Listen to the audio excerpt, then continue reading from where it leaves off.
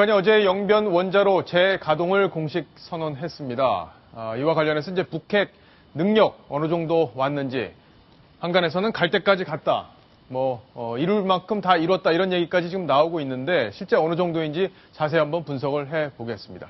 자, 그리고 이 이지스함이 전진 배치된다고 합니다. 어떤 이유에서인지 같이 한번 분석을 해 보겠습니다. 자, 이번 소식은 하종대 부국장과 함께 합니다. 안녕하세요. 안녕하세요. 예. 자, 지금 북핵의 능력이 어느 정도인지 관심이 가고 있는데, 일단 영변 핵시설과 관련된 얘기를 좀 해보겠습니다. 예. 예전에 이제 영변 핵시설에 대해서 여러 가지 이제 얘기가 나왔었고, 이게 폐쇄됐다 이런 얘기까지 나왔었는데, 예. 재가동을 한다면 혹시 안전이나 이런 데 문제가 없을지 걱정이 되기도 합니다. 어떻습니까? 예. 북한이 2013년 4월에 공식적으로 우리가 영변의 핵시설을 재가동했다 얘기를 했습니다. 그런데 예. 우리가 육자 휘담을 거쳐서 2008년에 사실 지금 나오는 화면, 저게 이제 영변의 냉각탑인데요.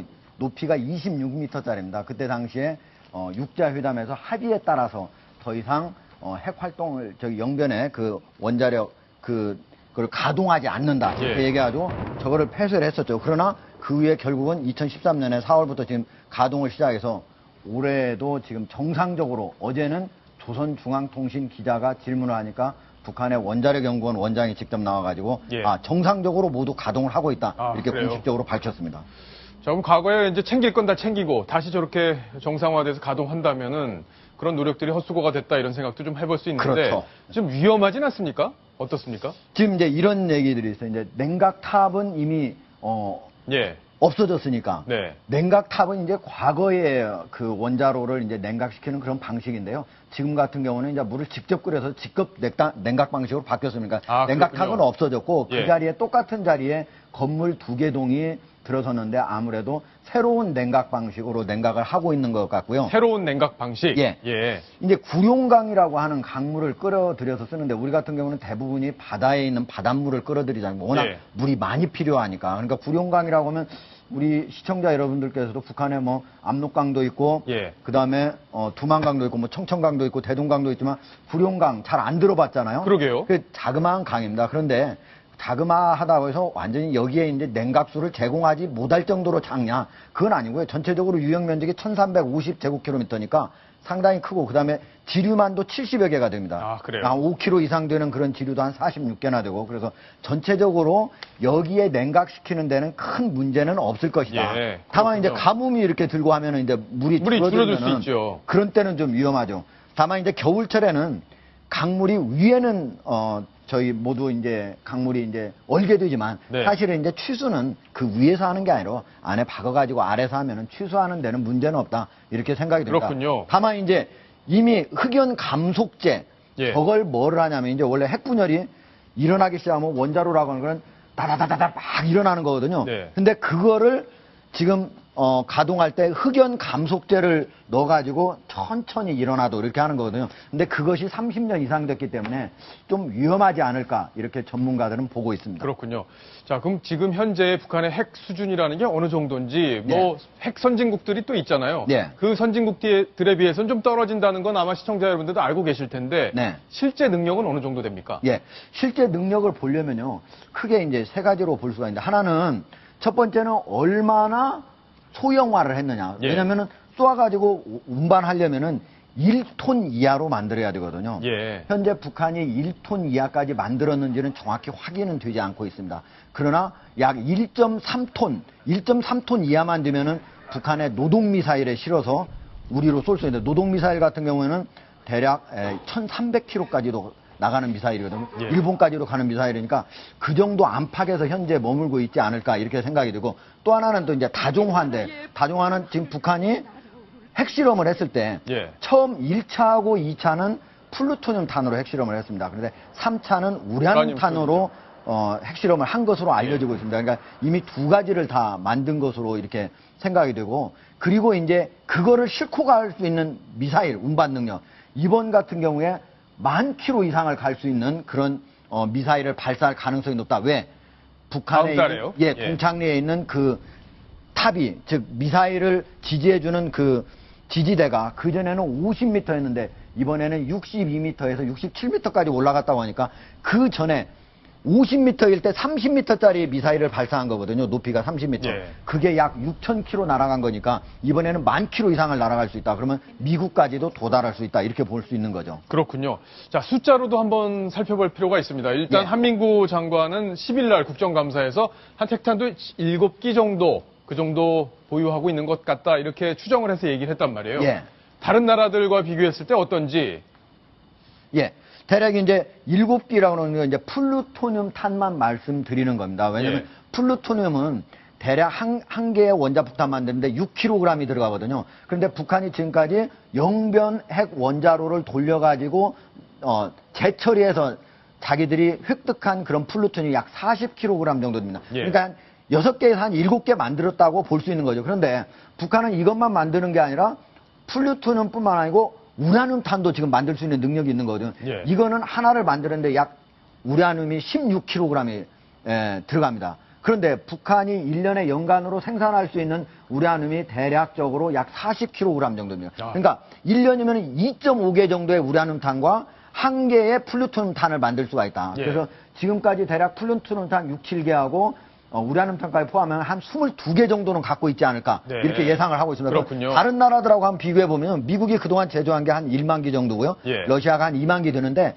양국은 너무 많이 만들었기 때문에 이 정도면은 전 세계를 다 멸망시키고도 남는 그런 정도의 핵무기입니다. 그렇기 때문에 양국이 전략무기 감축 협정에 의해서 지금 현재는 미국 같은 경우는 한 7,200개, 그리고 러시아 같은 경우는 약 8,500개의 핵무기를 가지고 있고요. 나머지 국가들, 프랑스 350개, 중국 500개, 그리고 인도, 영국 같은 데는 한 200개 정도 가지고 예. 있는 걸로 알려져 있거든요. 북한은 그렇다면은 한 20이기면 파키스탄이 한 30개에서 50개 갖고 있으니까 예. 파키스탄 다음 정도 갖고 있는 수준이 그래요. 된다. 이렇게 말합니다. 예, 아주 세밀하게 지금 정리가 됐는데, 자, 지금 제일 중요한 게 바로 이 소형화 기술이라고 합니다. 이 소형화가 잘 되면 어느 미사일에나 탑재가 가능하기 때문일 텐데, 어제 국정감사장에서 이 북한의 소형화 기술, 이거에 대한 질의가 있었습니다. 여기에 대한 답변이 어떻게 나왔는지 직접 한번 들어보시겠습니다.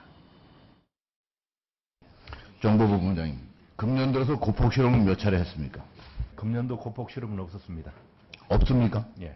북한이 스스로 핵무기 다종화, 소형화, 정밀화 이런 것들을 자기들이 계속한다고 하였기 때문에 우리는 그러한 가능성을 높게 보고 면밀히 추적하고 있습니다. 자, 조금 전에 예. 나왔던 질의가 고폭 실험이라는 거였잖아요. 예. 고폭 실험이라는 게 지금 북한이 이제 중단했다. 그거는 고폭 실험을 더 이상 할 이유가 없어졌다. 이런 의미로 봐야 되는 거죠.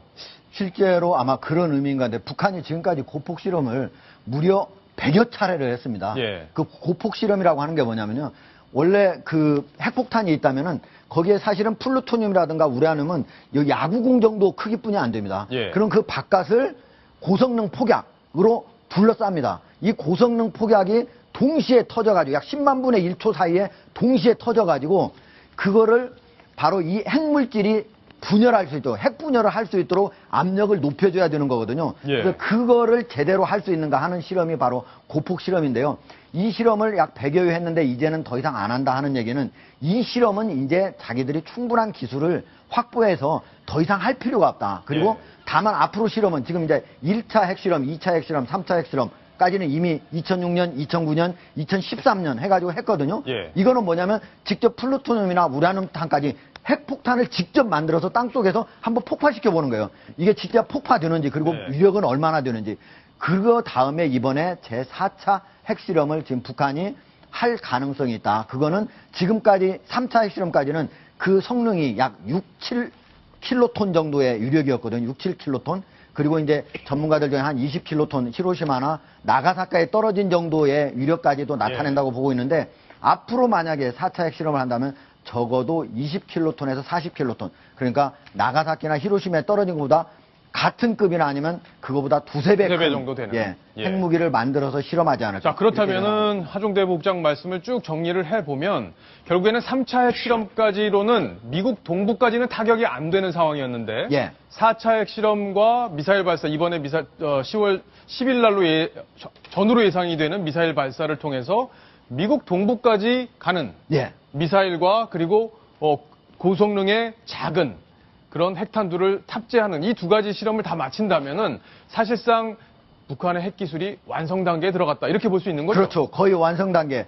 다만 이제 여기서 소형화해서 과연 만약에 소형화를 하려면 보통 1톤짜리 이하로 만들어요. 북한에 있는 미사일들이 대부분 핵 탄두가 500km에서 1톤 사이를 운반을 할 수가 있습니다. 예. 대부분 뭐 노동 미사일이든 스커드 미사일이든 아니면 뭐 대포동 미사일이든. 그러니까 1톤 이하로 만들 수 있어야 되는데 4차 핵실험이 과연 위력은 보여주지만 그것이 어느 정도 낮게까지 할 수 있는지는 정확히 알 수 없을 겁니다. 예. 그거는 이제 북한이 그 이후에 어떤 걸 공개한다 모르겠지만 그러나 어쨌든 그럴 가능성까지 포함한다면은 이번에는 우리 박정훈 앵커가 얘기한 대로 미국을 직접 타격하는 것이 과거에는 말폭탄이었다면 이제는 직접적인 실질적인 위협으로 다가왔다 이렇게 말씀드립니다. 그러면 이 동창리 발사장에 있을 때 여기서 이제 쏜다는 거잖아요. 예. 그럼 쏘면 이제 위성이라고 자기들은 주장을 하는데 그렇죠. 이 수평 물체나 기록으로 이런 것들이 어디에서 떨어지는 거예요? 그러면 발견이 어디서 됩니까? 예.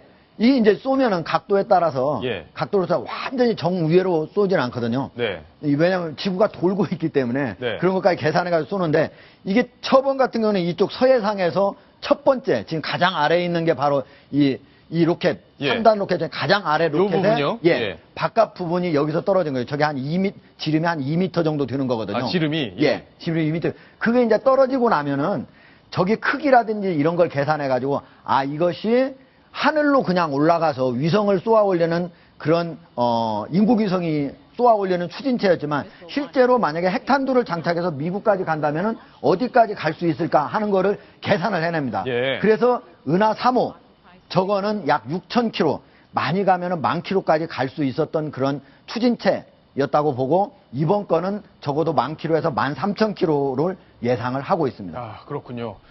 결국에는 그러니까 위성은 뭐 돌고 있는지 안 돌고 있는지 모르겠지만 이런 예. 것들이 자기들 나름대로는 발사해서 어느 정도 목표 지점에 떨어졌다고 보면은 성공했다 이렇게 자기들이 평가를 예. 하고 자기들은 위성 잠시 돈다 그러는데 그 위에 한 번도 위성이 뭘 관측했는지 얘기를 한 번도 안 한 걸로 봐서 예. 실제 위성은 안 도는 것 같습니다. 제가. 예.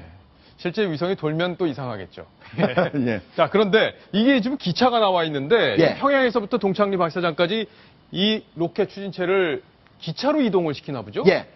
이 동창리는 그냥 발사대가 있는 곳이고요. 예. 왜냐하면 발사대는 왜 바깥에다 이렇게 만들었냐면 여기서 뭐가 떨어질 때 네. 만약에 육지에 떨어지게 되면은 북한 주민이 직접 다치지 않습니까? 네. 그러니까 이 끝에 우리도 바로 나로호가 가장 우리 남쪽 육지 끝에 있지 않습니까? 예. 이것도 마찬가지로 여기에서 떨어뜨려야만 여기에 이제 추진체가 떨어지도록 하는 거고요.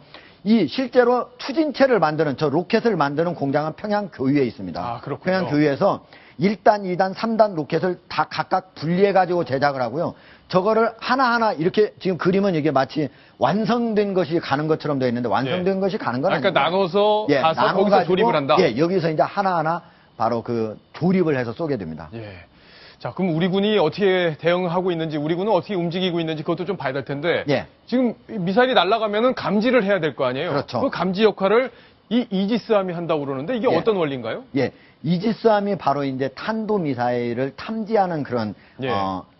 레이더가 레이더. 레이더가 예. 장착된 그 이지스함인데요. 네. 우리 같은 경우는 지금 가장 큰 그 이지스함이 바로 세종대왕함이죠. 네. 세종대왕함이 가서 이제 동해에 가서 저걸 이제 탐지하게 되는. 실제로 은하 3호가 발사됐을 때도 세종대왕함이 발사 54초 만에 예. 직접 탐지를 해냈습니다. 미국하고 일본 여기보다도 더 먼저 탐지를 해냈습니다. 그러니까 아, 그렇군요. 우리 이지스함이 상당히 고성능의 이지스함이다 이렇게 얘기를 할 수 있고요. 어떻게 탐지하냐면 여기 스파이 1D 레이더가 예. 함정에 동서남북 모두 다 있는 거죠. 어느 쪽에서 하더라도 바로 탐지할 수 있도록 사방 360도 다 가능할 수 있도록 이것이 탐지할 수 있는 거리는 약 1000km. 그러니까 북한 안에서 쏜다 그러면 어디에서 쏘든지 간에 모두 탐지할 수 있는 거리 내부에 있다.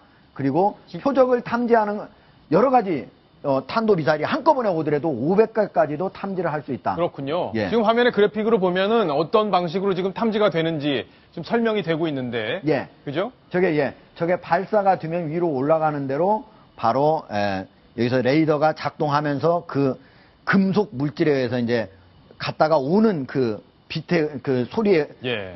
레이더 그 적유선에 의해서 바로 탐지가 되는 거죠. 그렇군요. 자, 그러면 시간이 많이 돼서 마지막으로 한 가지만 예. 여쭐게요. 중국이 어제 말씀하실 때, 네. 이 만약에 북한이 이렇게 도발을 할 경우, 사실은 유엔 차원에서 제재를 한다는 건 뭐 추가적인 제재가 더 이상 뭐 쉽지 않은 상황이잖아요. 예. 이미 제재를 할 웬만한 건 만큼 거의 다 다 하고 한 거죠. 있으니까. 예, 예. 근데 결국에는 중국이 국경지대를 통해서 지금 여러 가지 무역이나 이런 걸 통해서 숨통을 틔워주고 있는 상황인데, 네. 중국이 어떻게 과연 제재를 할 것이냐 관심이라고 하셨잖아요. 예. 어떻게 제재를 할 수 있을 것으로 보시는지, 그리고 실제 제재를 할지 이것만 예. 정리를 좀 해주시죠.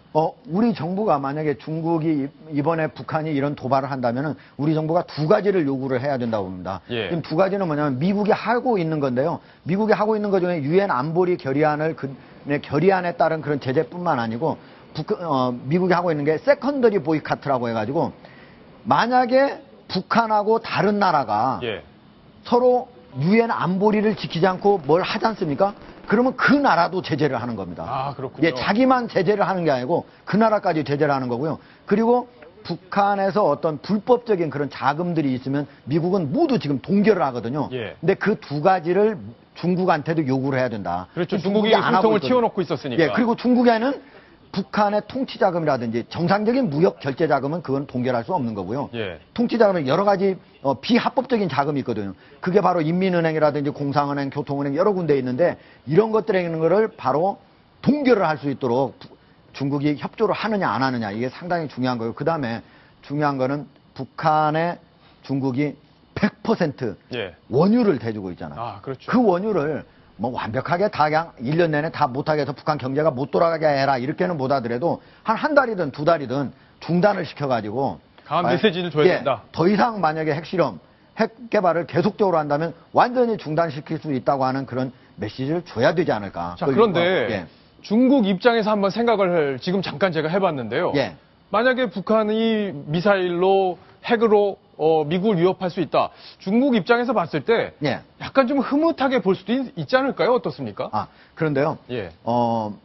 중국하고 지금 미국은 사실상 전 세계에서 전 세계 시장을 양분하고 있는 두 나라거든요. 예. 그리고 미국에 가장 많이 물건을 파는 나라가 중국이거든요. 그러니까 전략적으로 중국과 미국이 군사적인 측면에서 그리고 패권 경쟁 차원에서 적수라고 할 수 있지만 사실상은 경제적으로 여러 가지 측면에서 사실상 이익을 공유하는 그런 경제 공동체가 돼 있는 나라다. 예. 그렇게 볼 수가 있고요. 또 하나는 북한이 불장난을 해가지고 어쩔 수 없이 한반도에서 전쟁이 일어나서 중국과 미국이 싸우게 된다면 그거는 중국의 현대화는 약 1인당 GDP 5만 달러 정도 지금 미국과 비슷한 나라를 만드는 거죠. 예. 그게 큰 꿈인데 그것이 다시 100년, 200년 뒤로도 갈 수 있다. 아, 그렇군요. 그거를 놓치는 것이기 때문에 어느 경우에도 한반도에서 무력 분쟁이 일어나는 것은 반드시 막겠다는 것이 중국의 입장입니다. 예, 알겠습니다. 하종대 부국장과 북한의 핵 문제 그리고 중국의 제재 이야기까지 쭉 살펴봤는데 아마 시청자 여러분들 대부분 다